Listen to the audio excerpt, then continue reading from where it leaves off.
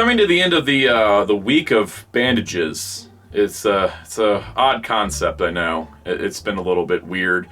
Missing part of my brain means that, like, I'm going off old notes I wrote and trying to figure out how this is going. But if anyone has any suggestions for breaking curses, I need them, like, now. So just now, figure out the curse problem, because honestly, I think the only thing that can actually, like, solve my problem is to break the curse. But I have to make sure I can break the curse while also coming back to life, because if I break the curse and then I'm just the undead, you're never going to see the rest of this video series. I have a lot of work ahead this weekend, but in terms of actually covering things, I think we're going to talk about another mummy today. Just seems appropriate.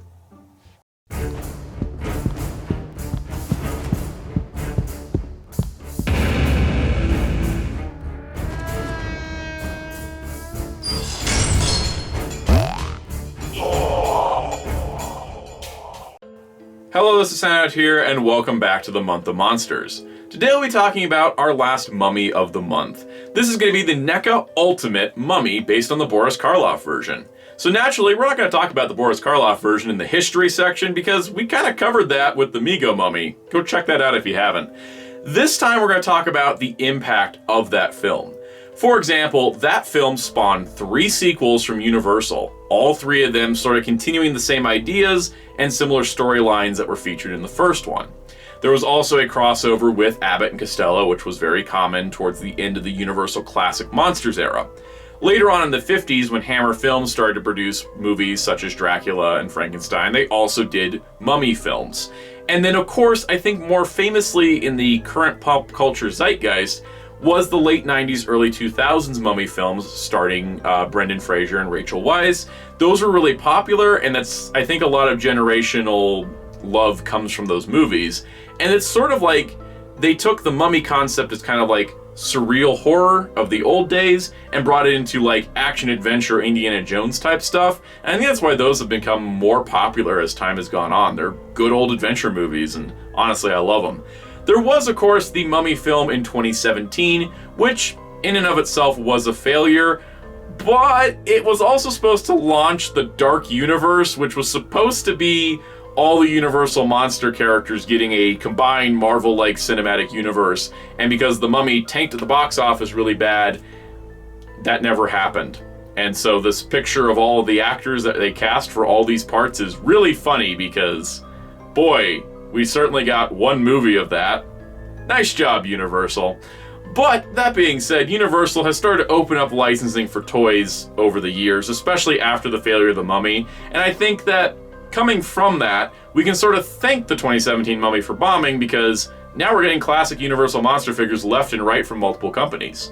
Speaking of which, NECA's Ultimate line also produced The Mummy in 3 different flavors, just like their Wolfman. So let's take a look at all of them. Like the other NECA Ultimate boxes, this one features a poster from 1932's The Mummy on the front, and I love this poster a whole lot, and it's really nice to see it just replicated onto a toy box. The side is very important because if you're looking for the regular or the black and white, this is going to be what tells you which version you're getting, because boy, the color and the black and white are barely different. The opposite side has another picture of the Mummy, and yeah, it's just, these are the pictures you should look for if you're trying to figure out if you found the color or the black and white in a store. On the back, an assortment of images of the figure, including it in a sarcophagus, which it does not include, and we will talk about that in a little bit. So overall, I think the sculpt and the body proportions of this mummy figure are excellent. It's got a lot of the great proportions of what Boris Karloff looked like as the mummy, as well as just being kind of good mummy proportions in general. It's really nice to see like a nicely detailed, very highly accurate version of the mummy from that original film, because it's really hard to nail that look and get it to look quite right, and I think this figure does a good job. This is detailed all the way through the back of the figure, where I think they did a really good job with the paint wash, the paint details in general on top of the sculpting, give it a lot of depth and color usage, which is kind of where the color version versus black and white, while they look very similar, the color version has a little bit more of those drastic tones. This is the default head with the eyes closed, and it looks exquisite. You've got all that sort of decayed flesh look. The way the eyes are done is really nice. There's a nice shadow, like a natural shadow to it. and just in general, the paintwork is really excellent on this figure. Looking at the figure's torso, you can kind of see a lot of those great details like the decayed flesh color with the purple, but more specifically, there isn't paint on the joints. So while the joints look a little bit more visible, I way prefer this to painted over joints like what we have with the Nightmare Demons, which caused one of mine to break. I haven't had any breakage issues with this figure because of that. And of course, down to the legs, everything is nicely painted. I like the little bits of flesh and the little toes sticking out of the front of his feet. One of my favorite details is the ring on his hand. And it actually is really decently painted for how tiny it is. This is a very, very small detail, and they added the golds and the blacks to give it that look. Articulation-wise, it's got standard joints, so, you know, ball-jointed head, ball-jointed neck. He's got shoulders that move out, shoulders that do move 360, though they are a bit tight. Bicep swivel, a double-jointed elbow, which is really nice to see. A wrist that turns and pivots in and out. You got an upper torso ball joint and a lower torso ball joint, so you got some crunch and wiggle. Hips that move out, forward, back, thigh swivel, single jointed knee bend, a knee swivel, as well as, of course, an ankle pivot, which moves forward and back, left and right. Size-wise, you can see that the mummy stands a little bit taller than a Marvel Legends figure. This is a 7-inch scale, and you know, it's kind of just going to be that scale. It's a little bit taller than the standard 6-inch figures, but it's not too far off if you're mixing displays. Of course, this does mean he is a lot shorter than the Mego mummy, which we looked at previously. And, you know, it's kind of nice to see, again, that more realistic style with the Neca, whereas the more Mego style with the Mego. And then, of course, here is Neca's two different mummies, both the mummy and the Michelangelo's the mummy that we looked at yesterday. It's kind of neat to see the design inspirations between both. They definitely went for more muted colors on the mummy versus the Mikey mummy.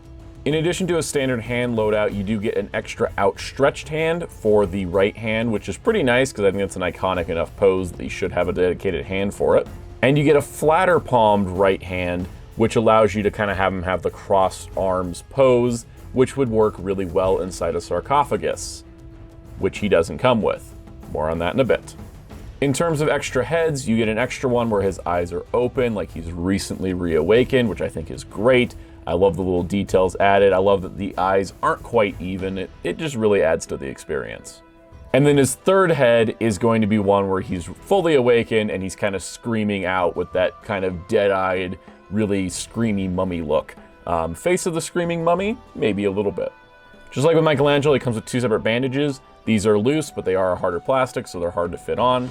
I did my best here. I think the one around the neck actually works pretty good, either or that you use. But honestly, I don't really know how to place these otherwise, so mostly the neck one would be the one I'd use in my own display.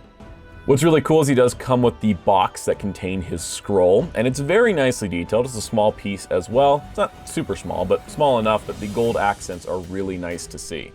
They even put all of the symbols on the lid, which I think is a great addition. You can open the box up, and inside you will see the scroll. It's all kind of folded, rolled up, not rolled up, but you can get it out of there pretty easily. And you can take a look at the scroll. It's got all the details you would expect, all the details from the film, and it's pretty much, you know, standard mummy stuff, but pretty cool. And it does have a backside to this paper, which does look like the papyrus it should be on. Now, if you are wanting that sarcophagus or the treasure chest that the chest that had the scroll was in, that is a separate accessory set that costs more than the figure itself, and that's why it was probably excised to its own release. This has started to come out in some places, but I don't have mine yet. But I'm looking forward to getting it because I think having the sarcophagus will be a nice addition to the mummy figure. Now, just like with the Wolfman, there is a black and white edition of this figure released, and like I mentioned previously, it's not that much different. I did color correction here in camera in order to show you what the black and white would look like, and it's going to be mostly the hands and a bit of the details on the head that's really going to be different. So if you want the black and white looks for everything, you'll want to get it. If not, it's not really that different. What is a lot different, of course, is the retro style mummy. Just like with the Wolfman, this is made to emulate the old Remco figures from the 80s, and it does a very good job using a very nice, updated picture silhouette that's a higher resolution while giving you the Remco feeling. And I will say that just like with the Wolfman, it's got all the same details, but I didn't mention this in the Wolfman. The card backs on these are massive and they're sturdy. Being 7-inch figures, they're really big, but the card backs are going to hold their weight if you put them on a wall. Now, of course, he does advertise that he glows in the dark, which, just like the Wolfman, he does. However, with the Wolfman, only the face glowed in the dark, whereas with this guy, almost the entire figure glows in the dark, at least a huge chunk of it. It looks like the entire thing is coated in some kind of glow-in-the-dark plastic or paint, and mostly the torso and the legs are the part that glows the most, but it has a really cool effect, and once I get these guys up on a wall, it'll be really cool to turn the lights off at night and then see the actual glowing effect in real time. The back of these packaging still has the same kind of details. We do get, of course, credits, and does, mention Mummy, Frankenstein Monster, and Wolfman, and of course, Mummy, Frankenstein Monster, and Wolfman. Putting it side by side with the Wolfman one, you can see these look really, really good. And these are actually significantly cheaper than the normal Ultimates because they don't have any accessories, and I think they're actually pretty cool, and honestly would like to see this done for the rest of the Universal monsters from Neca. And then lastly, of course, we got to compare the paint scheme of the Retro to the paint scheme of the regular Ultimate, and you can see that the Retro is more saturated, has sharper black details in the face, just to make it look like the old Remco figure. Just like with the Wolfman, this Mummy figure is the ultimate experience. They're not overstating it when they do call it an ultimate mummy. Outside of the sarcophagus, which is just something that could not be included due to price without making this like an $80, $90 figure out of the gate, and something that not everybody may need or want, you have the option getting the sarcophagus still, which I think is fine. But everything else that's included, the heads, the hand options, it gives you a full robust version of the mummy. And there's not much else to include because, well, Boris Karloff's mummy only stayed in this form for the first portion of the film, so I kind of hope we get the more revived version of him later on in the lineup. But overall, yet another win for the Neca Ultimate Universal line. So that's the Neca Mummy, and that's our Mummy, Phantom of the Opera, Invisible Man, Faces Covered, Bandage Week. This was a little bit of an abstract concept, and I knew that going in. I also didn't anticipate all the undead body partness of this. In fact, I'd never anticipated the vampire-ness, or the werewolf-ness, or the mummy-ness. What's gonna happen to me next week? Well, I planned this out, and we're gonna keep trucking along. Tomorrow is gonna be a fun little side thing while I go try to figure out how to cure the undead. Or at least get somebody else to do it for me. And I'm a little nervous that it's not all gonna work out because currently I can feel my bones. And I think that the brain's not working. I think I'm not doing good. Oh. My dear viewers, stay tuned for tomorrow. I may not be here to see it.